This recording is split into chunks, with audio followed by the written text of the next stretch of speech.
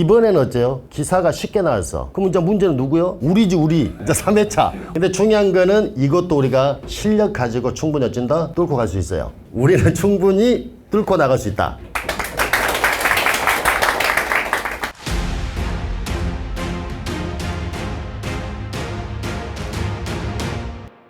안녕하세요. 합격 커밍 순 첫내 PD입니다. 오늘은 조경필 교수님과 이원방송 형식으로 인터뷰를 진행하려고 합니다. 올해 남은 전기기사 자격증 관련 시험은 3회 실기시험만 남은 상황인데요. 내년도 24년 1회 전기기사 실기시험까지는 약 6, 7개 정도 남아 있습니다. 내년까지 실기시험을 기다리기엔 너무 긴 시간이 남아있기에 대부분 전기기사 실기시험을 준비하는 수험생 여러분들은 올해 합격을 목표로 준비하실 거라 생각합니다. 그래서 조경필 교수님에게 제 3회 전기기사 실기시험을 합격하기 위해서는 어떻게 해야 할지 인터뷰를 진행해 보겠습니다. 안녕하세요, 조경필 교수님. 반갑습니다. 바쁘시니까 단도직입적으로 여쭤보겠습니다. 2023년 3회 실기시험을 반드시 합격해야 하는 이유가 뭔가요? 3회차 이 봐보세요. 실기시험이 언제죠? 10월 7일이에요. 10월 7일. 이제 내년으로 따지게 되면은 4월 달쯤에 아마 첫 시험이 있을 거예요. 기간이 너무 길죠. 그러다 보니까 기다려야 되는 시간이 너무 많아서 가급적이면은 3회차 때 좀 목숨을 걸어야 된다. 우리는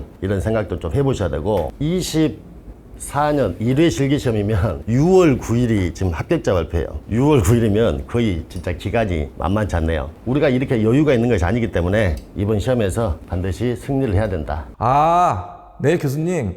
단지 남은 기간 때문에 3회 실기시험을 합격해야 되나요? 다른 이유는 없나요? 뭐 유리한 점이나? 3회차 때 시험을 망쳐버리면 요즘 대부분 다 공채 시험이 어떻게 되죠? 산업기사 이상 소지자 그래야지 이제 채용이 가능한데 자격증이 없어버리면은 내년 또 망칩니다. 망쳐. 하반기도 또 문제가 될 수도 있어요. 꼭 3회차는 합격을 해야 된다. 근데 이번에 이제 4회차 공사도 한번 남아있죠. 필기가. 전혀 생각을 안 해요. 그래서 제가 이번에 3회차 기사 떨어진 학생들은 4회차 공사 필기도 한번 봐봐라. 그래서 준비해서 되면 내년 1회차 때 면제 받아서 또 기사 준비하면 되지 않냐. 제가 이런 이야기도 했는데 그런 내용들이 필요한 학생들은 반드시 또 취득을 해주셔야 된다. 이런 이야기고. 그 다음에 이제 제가 느끼는 게 전기 공부 어렵다고 소방부터 하신 분들이 있어요. 근데 소방에서는 전기가 어려워라 간단 말이죠. 근데 전기를 공부한 사람들은 소방은 혼자 해도 금방금방 따요. 그럼 이렇게 합시다. 기사를 따시고 다음에 소방시험 한번 봐봐요. 한 달 만에 끝납니다. 한 달. 근데 전기가 어렵다고 소방을 덤벼든 사람들은 소방에 나오는 전기도 사실 어려워요. 그래서 이걸 거꾸로 가면 우리가 내년에 소방설비 자격 취득한 것도 유리하지 않냐. 그 다음에 이제 우리가 요즘은 이제 은퇴를 준비하고 제2의 그 인생을 준비하신 분들이 주로 안전관리 쪽에서 남은 제2의 인생을 준비하신 분들 많은데 일단 기본적으로 다 아시겠지만 전기기사 취득하고 실무 경력 몇 년 있으면 되죠. 2년 있으면 2,000km 이상은 무제한으로 선임이 되니까 가급적이면은 빨리 취득하는 것이 경력 쌓는데도 도움이 되지 않겠냐 뭐 그런 생각도 해봅니다. 그런 유리한 점이 있었군요. 교수님, 그럼 3회 실기시험을 말씀해 주시기 전에 2회 실기시험 총평 좀 부탁드려도 될까요? 자, 기출문제가 23점, 신출이 9점. 근데 신출 같은 경우에 이 감리 문제들 있잖아요. 이런 것들 단순히 외워야 되다 보니까 학생들이 되게 짜증을 많이 내는데 신출까지 나왔으니까 제가 봤을 때 맞은 사람 없었을 거라 봐집니다. 근데 지금 기출 변형 문제가 총 몇 문제예요? 13문제인데 앞으로도 이럴 가능성이 많다라는 게 지금 추세 자체가 기출을 변형한다. 그러니까 20년 돌리고 30년 돌리고 이게 중요하지 않고 문제를 정확하게 파악해서 푸냐 못 푸냐가 문제죠. 그러면 이해를 해야 된다냐. 이해를. 실기는 풀이가 길죠. 답 외우는 것도 한계가 있어. 한계가. 그 답을 다 외우려면 어떻게 해야 돼요? 절로 들어가야 돼요. 사법고시 보듯이. 2회차 지금 총평을 해보면은 전체적으로 신출을 못 맞추더라도 충분히 어쩐다. 합격할 수 있는 수준의 문제들이 출제됐다. 계산 문제가 다수 출제됐어요. 사실은. 이거 봐보세요. 다 계산 문제죠. 하나, 둘, 셋, 넷, 다섯, 여섯, 일곱, 여덟, 아홉, 열, 11문제가 계산 문제야. 어떤 학생들은 이 계산 문제가 어렵다고 생각하지만 제 생각에는 차라리 풀 줄만 알면요. 계산 문제 같이 쉬운 게 없어요, 사실은. 그리고 이제 기출 아까 변형이 많긴 했는데 단순히 수치를 바꾸는 수준 또는 약간의 뭐 결선도 변형이라서 제가 봤을 때는 공부 좀 하신 분들은 충분히 답안 작성을 잘 했을 거라고 예상이 되고 그래서 결론이 지금 뭡니까? 이번 2회차는 합격률이 어쩐다? 높을 거다라고 생각합니다. 제 생각은.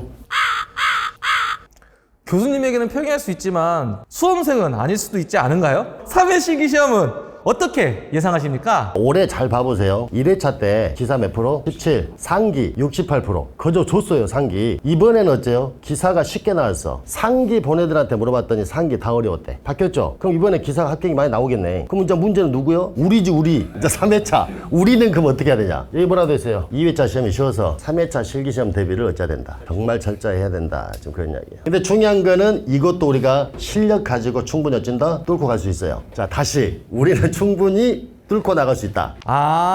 네, 교수님은 3회 실기시험을 어려울 것이라고 예상하시는군요. 그럼 그 어려운 3회 실기시험은 어떻게 준비하면 좋을까요? 기출 문제를 어쩐다. 우리가 철저히 분석합니다. 솔직히. 정규반 수업을 이번에 실기 처음으로 하지만 모의고사를 먼저 진행했어요. 이번에 모의고사도 거의 보니까 거의 적중률이 한 70% 이상. 그래서 상당히 좀 좋았다라고 보고 여러분들 다음에 이 모의고사를 진행을 해보면요. 여러분들이 또 생각지 못한 것들이 있긴 있을 건데 우리 지금 여기 풀세트 보면은 문제풀이 이론반도 있지만 마지막 두 주는 모의고사가 있어요. 저도 솔직히 처음에 모의고사 진행할 때 좀 의문점을 가졌어. 모의고사 급해 죽겠는데 뭔 모의고사냐? 실제 학생들 와서 저도 이제 생각이 바뀌었는데 우리 시험장 가면 어떻게 돼요? 답안지 쓰고 제출하고 집에 가잖아요. 갖고 이제 흡족하게 나는 답안지 잘 썼을 거다. 그리고 아마 합격할 것 같다.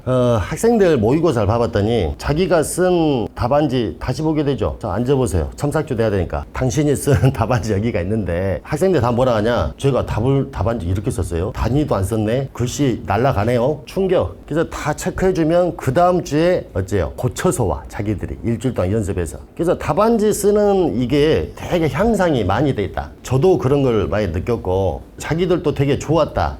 교수님 좋은 말씀 감사합니다. 교수님 말씀대로 모의고사로 마지막 점검을 한다면 본인도 모르고 있는 작은 실수를 고치고 실제 시험에 응시할 수 있겠네요. 자, 그럼 마지막 인사 말씀 부탁드리겠습니다. 자, 저희가 결론이 그거죠. 여러분들 합격을 위해서 최선을 다하겠다.